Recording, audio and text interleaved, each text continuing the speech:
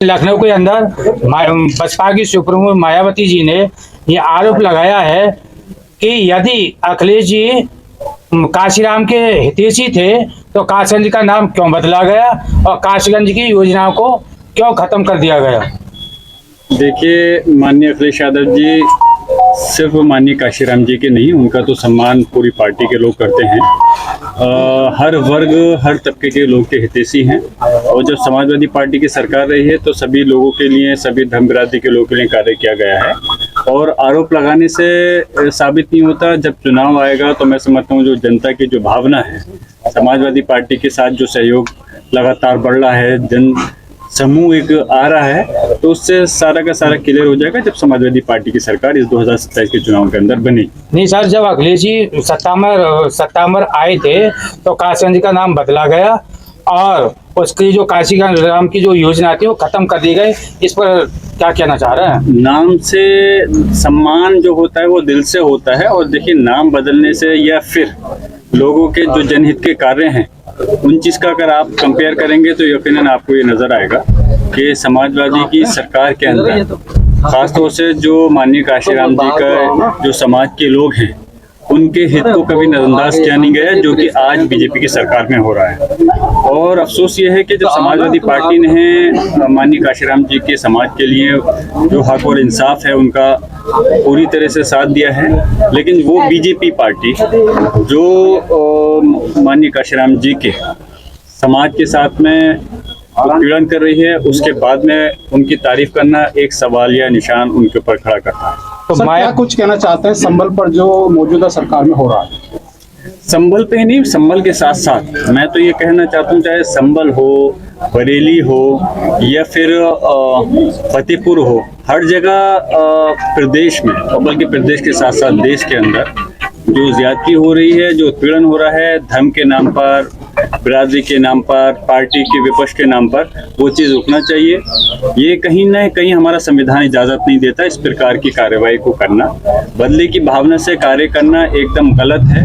सरकार कभी एक नहीं रहती, सरकार बदलती रहती है। तो सरकार के लोगों को ये सोचना चाहिए कि जो कार्य करें वो जनहित के लिए करना चाहिए। जो इस प्रकार की कार्रवाइयाँ जो टारगेट करके, चाहे संभल के लोगों को जो ज्यादती, जो नुकसान उठाने पड़े हैं और जो आज बरेली के अंदर हम देख रहे हैं, हमें अफसोस है। हमारी मांग है कि ये चीज़ रुकनी चाहिए, इस पे रोक लगनी चाहिए। सर, क्या कुछ कहना चाहते हैं क्योंकि मौजूदा सरकार में आप पर भी मुकदमे पंजीकृत किए गए?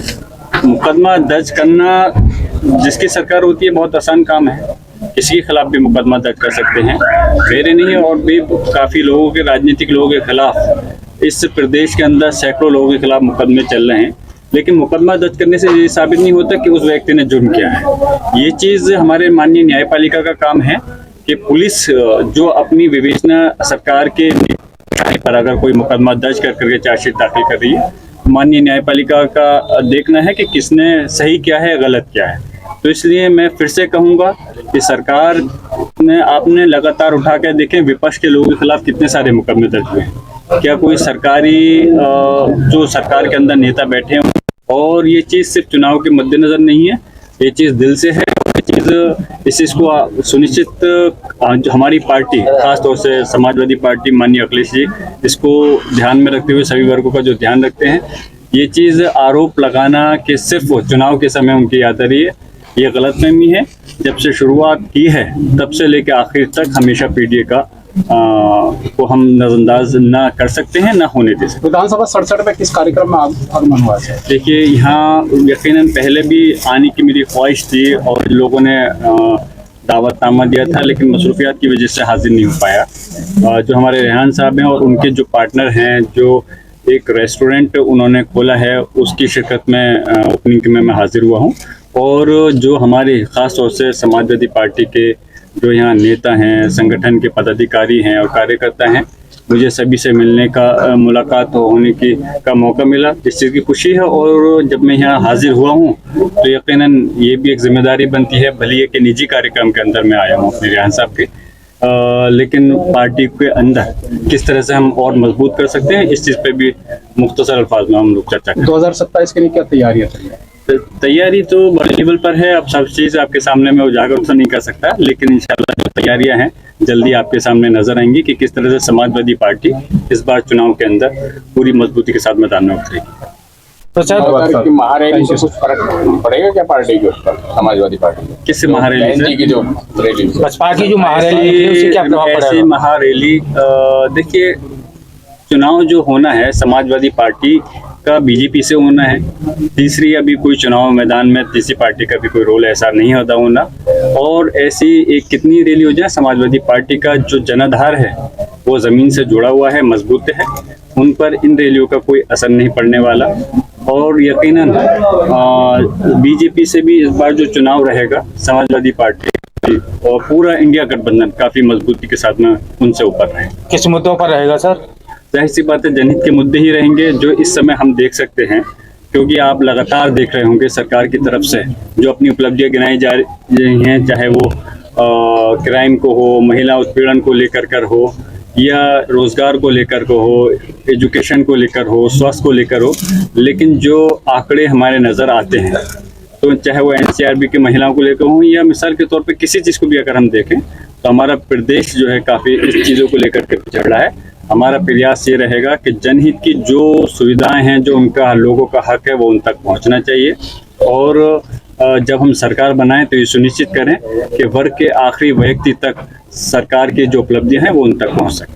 और आई लव मोहम्मद, मैं तो ये कहता हूं कि हम जहां राजनीतिक हैं, एक किसी पार्टी से ताल्लुक समाजवादी पार्टी से रखते हैं, इस प्रदेश और देश में जो लोग चाहे पार्टी से जुड़े हों, और हर व्यक्ति, हर इंसान ऐसा है जो अपने अपने धर्म मज़हब को मानता है, उसकी अपनी आस्था है।